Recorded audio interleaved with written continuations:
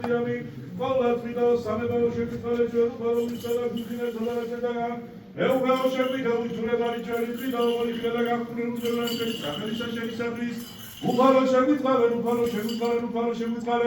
იდევა მამასა და დედასა და ყიდასა სულსას და მარადის და უგული სამდიამი მამაო ჩვენო რომელი ხარ ცათაშინა წმინდა ერგავ სახელი შენი მოვედი სუფევა შენი ერგავ ნება შენი ვით არცა ცათაშინა გაწაკოვანასაზე და უი ჩვენი არსობის და მომე ჩვენ დღესდა მომიტევე ჩვენ თანანადებლი ჩვენი ვით არცა ჩვენი უტევებთან ამდერთან ჩვენთა განუ შევიყვარებ ჩვენგან სასწელსა არამედ ვიხსე ჩვენ მოროდისაგან ამე თუ შენი არ სუფევა და ძალი და დიდება მამისა და ძისა და წმინდისა სულისა არც და მარადის და უგუნითი უგუნისამდე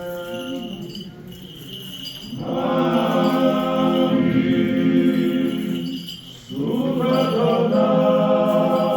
სულემუდა მარტავსა სულთა მიცვალებუდა გონა და გახდებოდა შენთან ანუსვენე მაშოვან დამისონ სამაგრესა მახორესა გასმოვარე მოგესალმებით ძვირფასო ტელემოყურებლებო ეხლა ჩვენ ვყოფებით მოსკოვში დონის მამათა მონასტერში ეს არის მოსკოვის ტერიტორიაზე არსებული მონასტერი ილოცავთ მირქმის დღესასწაულს და ეს არის ტაძრის დღესასწაული და აი აქ ეხლა სადაც ჩვენ ვყოფებით თვითი აღსანიშნავია ეს ადგილი აქ არის დასაფლავებული მეფეები მეფე არჩილი და მისი შთამომავლობა და უნდა აღინიშნოს რომ მე თითოეულ ქართველს მინდა უთხრა რომ როდესაც მოსკოვში ბრძანდებით აუცილებლად მოუძანდით ამ წმინდა ადგილას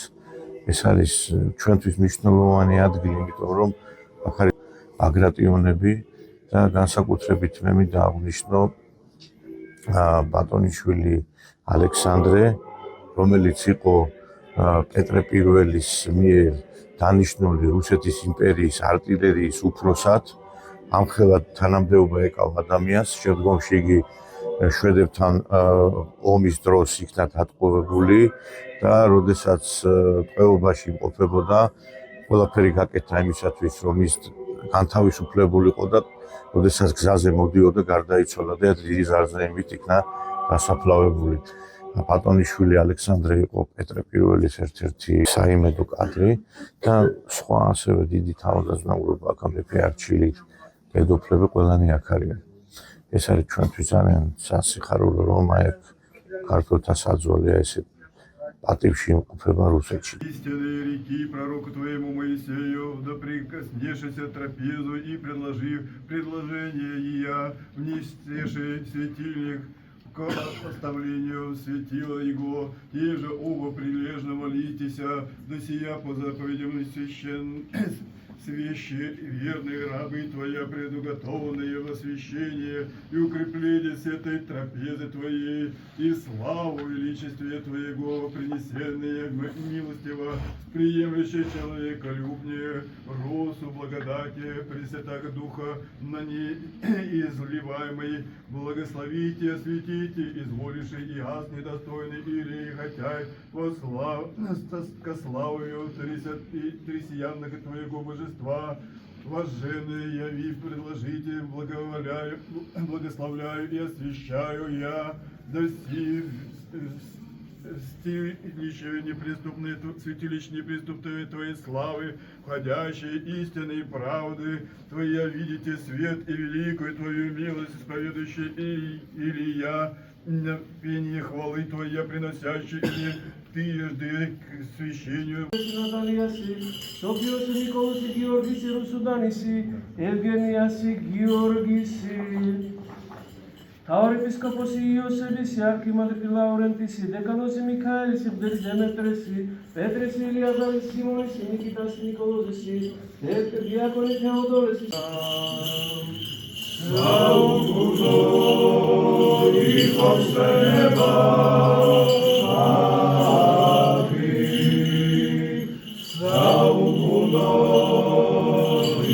Celebra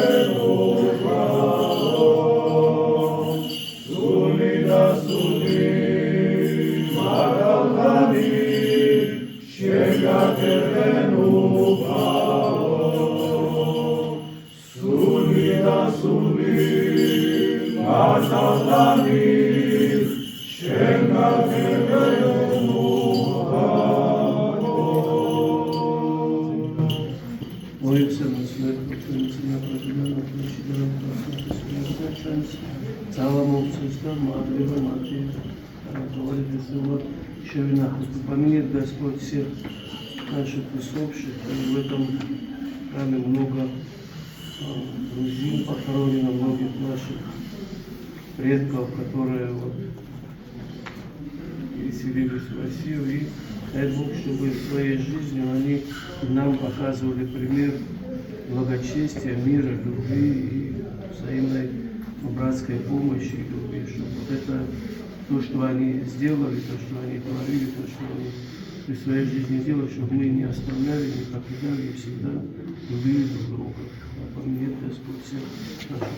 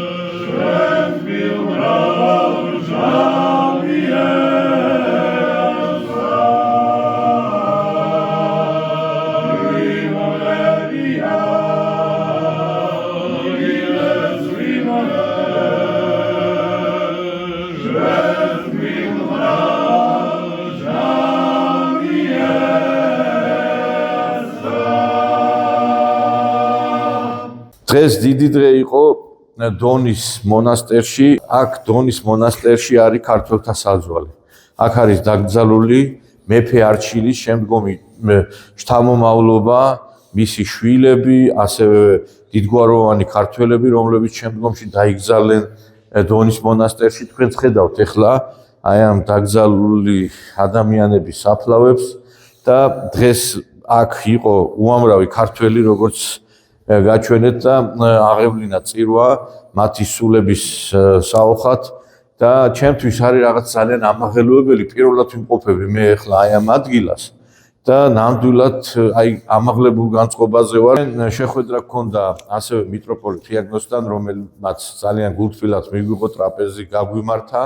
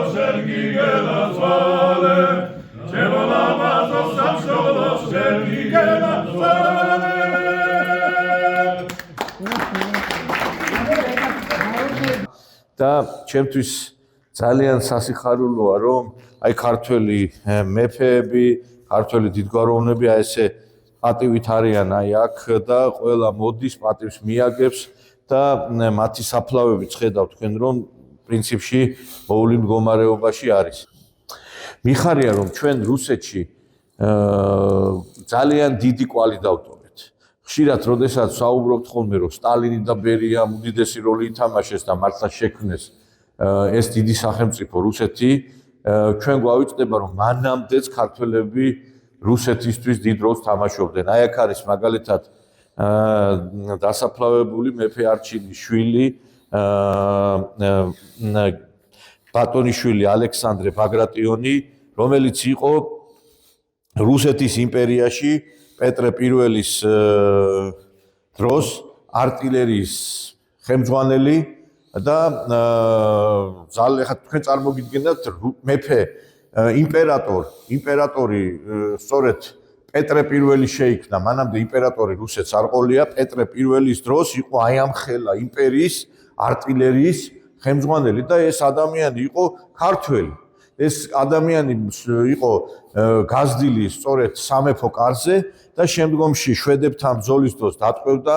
ძალიან დიდ თანხას ითხოვდნენ შვედები მის გასათავისუფლებლად, თავიდან ვერ მოხერხდა გაჭიანურდა მისი გამოხსნა და შემდგომ როგორც იქნა განთავისუფლდა და როდესაც ის მოდიოდა რუსეთისკენ, აი ამ პერიოდში გზაში დაიღუპა ეს ადამიანი და აი აქ დაკრძალული იქნა, როგორც გითხარით.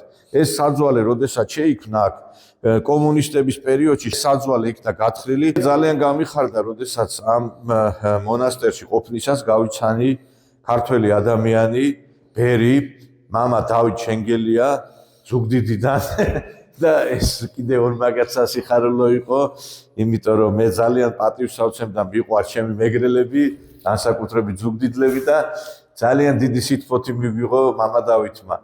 მე მინდა დღეს გაგაცნო თქვენ დონის მონასტრის ბერი, მამა დავით შენგელია, მოგესალმებით მამაო.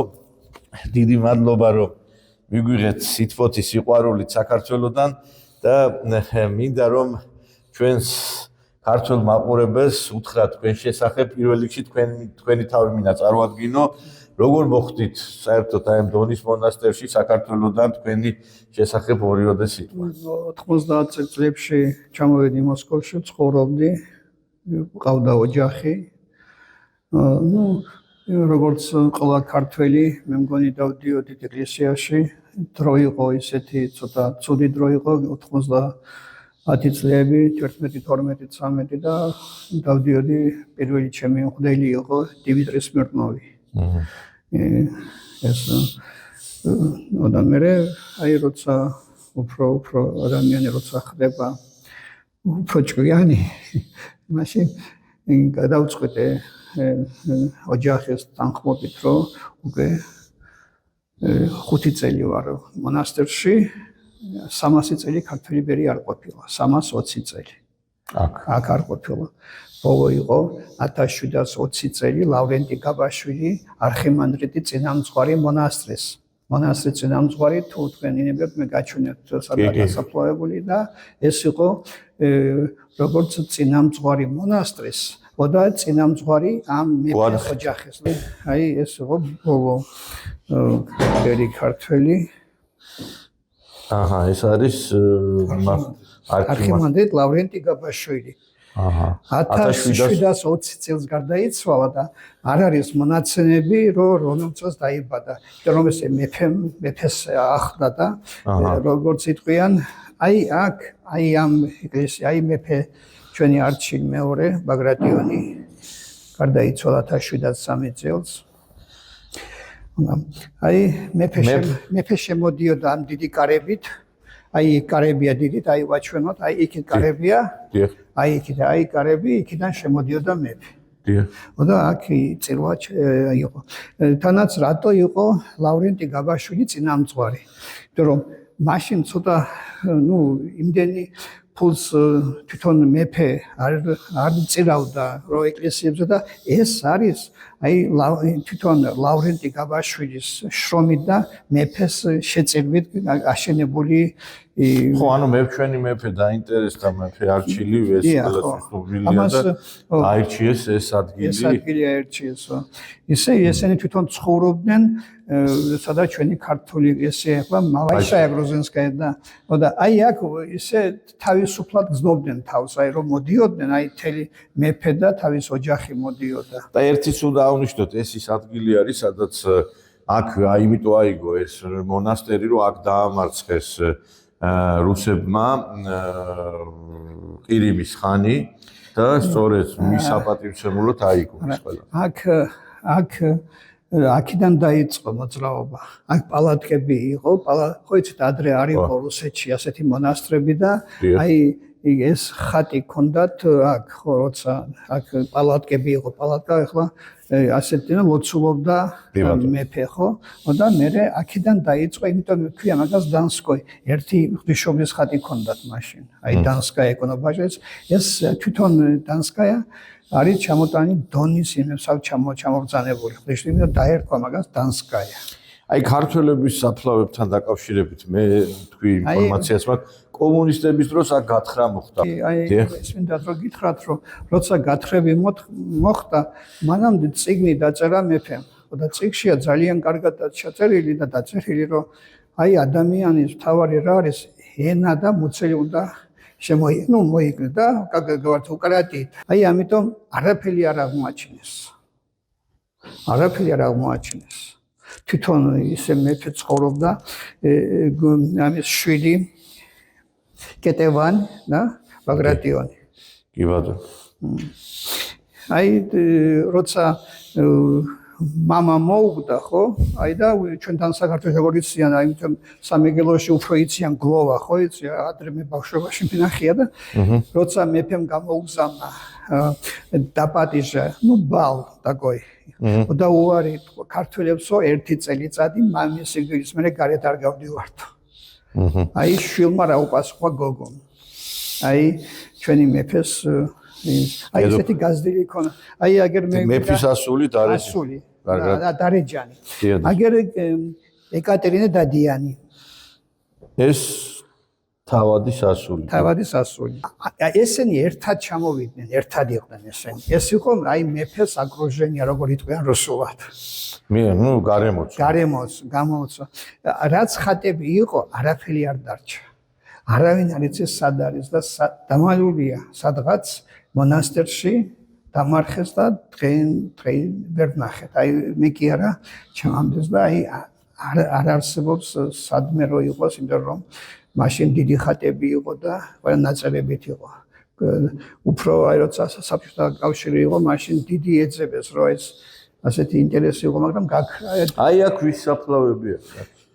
აი ყველა ეს ვინც იყო, აი ეს მეფე ხო იყო, ხომ ვიღაცა ახლა ჩვენ ხომ აი თქვენ ხართ საქართველოში ვიღაცას ურეკავთ, ხო ყავთ ნაცნობი მეგობარი. აი ეს ხალხი იყო ყველა მეფესი. აი გარემოც, ვინც იყო მეფეს. და განსაკუთრებით აი აღსანიშნავია ახლა ალექსანდრე, როგორც თქვი, ალექსანდრე ბაგრატიონი, რომელიც უდიდესი პიროვნება იყო მეფე იმპერატორ პეტრე პირველის დროს არტილერიის ხელმძღვანელი, მას წოდებაც მიენიჭა და უდიდესი პიროვნება იყო. ახლა ამხელა იმპერიის კარზე რომ ჩვენ არტილერიას ჩაგაბარებენ, ეს ძალიან ბევრს ნიშნავს და აქ აგრეთვე არის აგერ გლიკურია, დავითაშვილი ბაგრატიონი, ესეც მეფესთან დაკავშირებული, ყველა ბაგრატიონები აქ არის, ფეოდოსია მილოსლავსკაია ბაგრატიონი. ესეც შვილები არიან. ეს შვილები, ხო? მამუკა და დავითი. ხო, ბატონიშვილი მამუკა ბაგრატიონი, ბატონიშვილი დავით ბაგრატიონი, ეს არის უკვე ალექსანდრეს შვილი. დიახ. ალექსანდრეს შვილი. და ჩვენ ხედავთ, რომ აი აქ წინა პლანზე ტაძრისა ეს საფლავები არის. ეს საფლავებია. Ну, это церковнославянский. იქითაც ესე იგი მთელი ეს მე შე რა მაინტერესებს იცი? ყველა ისაო აი აქითაც არის ხო და კი არის. ეხლა აი ეს თუ არის აქ დამარხულია კიდო. აი ეს არის თავი. აქ ისე არ არის, ეს არის თავი, დამარხულია. და вот ника, нету смерти. А вот აქაც არის, აი ეს არის სასაფლო არის, როგორც პამიატნიკები ისეა ჩვენთან უკეთებენ, აი თავებში უკეთებდნენ რუსეთში. ანუ ეს ცხედრები აქ არის? დიახ, კი, დიახ.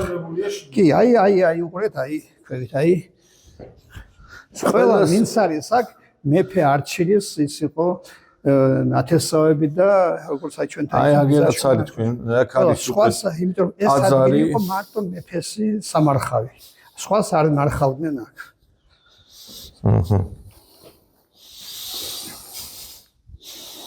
ეს რუსი ნატალია კირიენოვიჩი. ზოგიერთი რუსი თავადიც არის გაგზავნილი. ეს ახალი გაკეთებულია, არაფერი არ დარჩენილი, რაც იყო ძველი.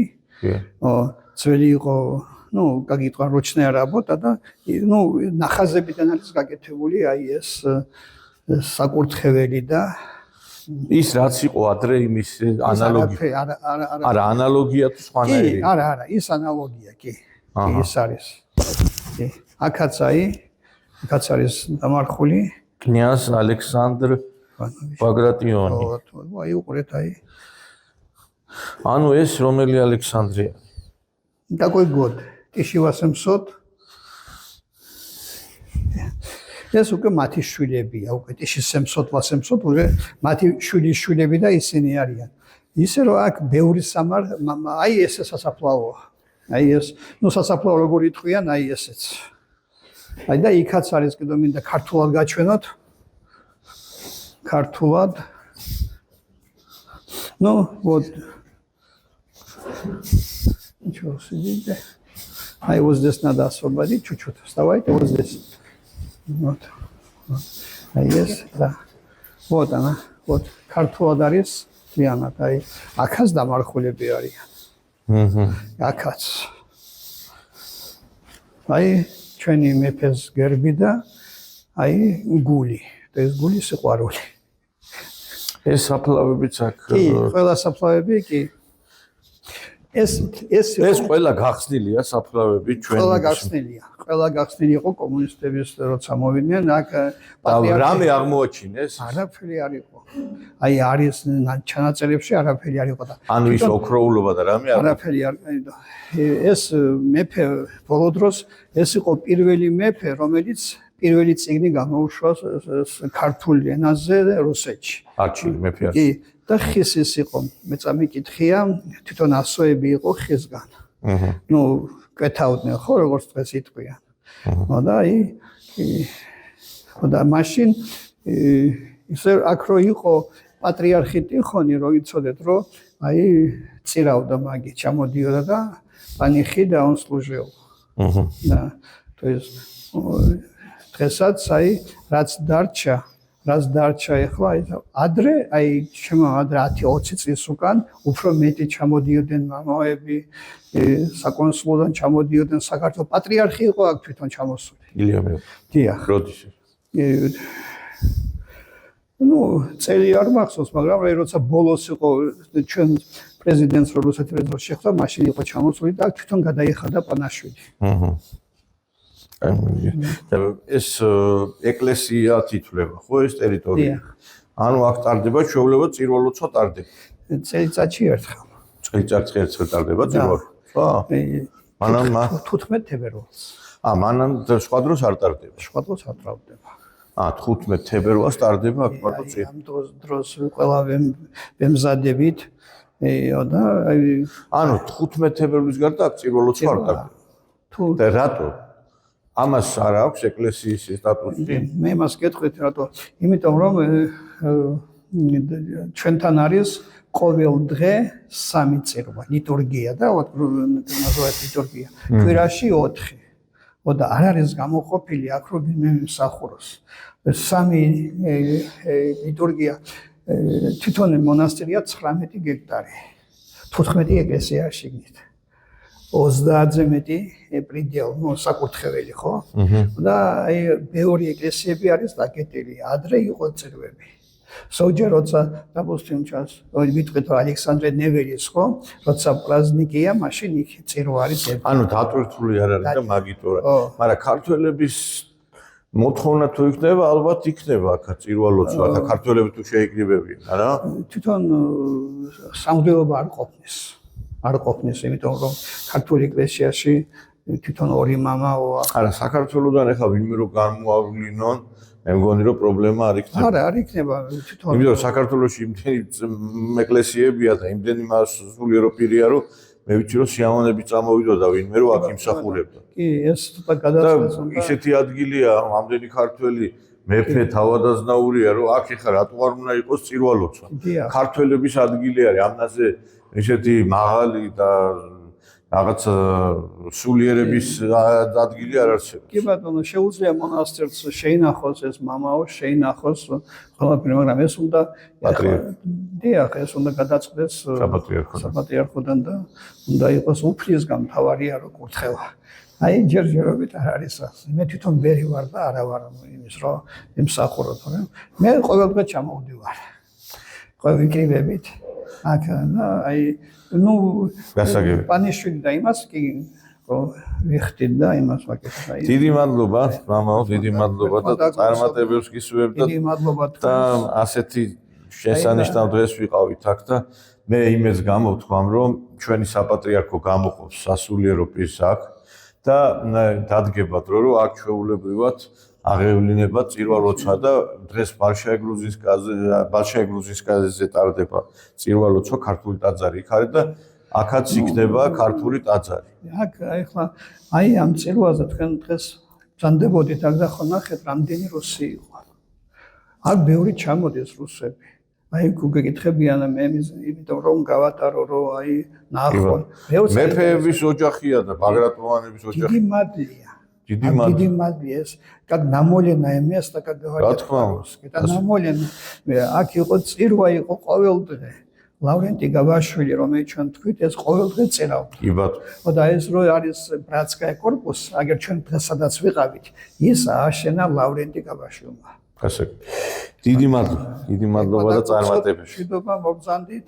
მართლაც საოცარი შეგრძნება, როდესაც აი ამ მონასტერში მოხვალთ, უამრავი ტაძარია, ეხა თოვლი არის დიდი და აი გადაჭიმული არის უამრავი ტაძარი, უამრავი ისეთი სივრცეა, სადაც როდესაც ადამიანი მოხვალთ, მართლა სულიერად დაისვენებს და მე ერთი რამე შემიძლია გითხრათ, რომ თითეული ქართველი, რომელიც მოსკოვში ჩამოვა, აუცილებლად უნდა მოვიდეს, რომ ნახოს ჩვენი დიდი ქართველობა, ბაგრატიონები. მე პირველად ეხლა აი რამდენჯერ მოსკოვში ვიყავი და ჩემ და სამარცხინოთ აი დღეს მოვედი აი აქ და ბევრიც ალბათ დარწმუნებული ვარ, არ იქნება აქ ნამყოფი და მე ერთ ვისურვებდი და მიუმართავ ჩვენ საპატრიარქოს, რომ აი როგორც ჩვენმა ბერმა დავით შენგელიამ თქვა, აქ დიდი მადლი ტრიალებს და სავსებით შესაძლებელია აქ ქართული წირვა-ლოცვა აღევლინოს და ბალშაია გრუზინსკაიას გარდა იყოს ქართული ტაძარი აქაც აი ამ ადგილას მირქმის ღვთისმშობლის ტაძარში დაბლა ეს არის ცენტრალური ტაძარი აი ამ დონის მონასტერში ეს არის უნიკალური ტერიტორია მეგობრებო აქ თავის დროზე პატრიარქი რუსეთის პატრიარქი ცხოვრობდა მისი რეზიდენცია იყო აქ სანამ უკვე სხვა მისამართზე გადავიდოდნენ და აქ კიდევ ბევრი ქართველია დაკრძალული აქ არის სასაფლაო სადაც ასევე თავადაზნაურობა ქართველებისა დასაფლავებულია და ძალიან კარგია რომ აქ აი ამ წმინდა ადგილას სახურობს ჩვენი ბერი დავით შენგელია და უნდა ვთქვათ რომ ჩვენ არ უნდა დავკარგოთ და არ უნდა წავშალოთ ის კვალი რომელიც ქართველებმა დატოვეს რუსეთში და ამას მოფრთხილება და მოფერება ჭირდება დღეს ეხლა უფრო მეტი რუსი იყო მირქმის დღესასწაულზე აი ამ ტაძარში სადაც 15 თებერვალს ყოველ 15 თებერვალს აღევლინა წირვა ვიდრე ქართველები იყვნენ და მე მგონი რომ ქართველებმა ცოტა უნდა გავაქტიურდეთ ამ მიმართულებით და პირველ რიგში ჩვენ უნდა ვცეთ ჩვენს მეფეებს ჩვენს უდიდეს ადამიანებს პატივი მე კი ერთს ვისურვებდი რომ მეტი აქტიურობა მართებს ხელისუფლებასაც მეტი აქტიურობა მართებს იმ პირებსაც ვისაც ეხება ამ თემასთან დაკავშირებით სიტუაციის უფრო გაუმჯობესება იმიტომ რომ ჩვენ რუსეთში უნდა ვიყოთ ისე როგორც ადრე ვიყავით წელში გამართულები და ასევე იმ გადაწყვეტილების მიმღებები რომლებსაც ვიღებდით შორეულ წარსულში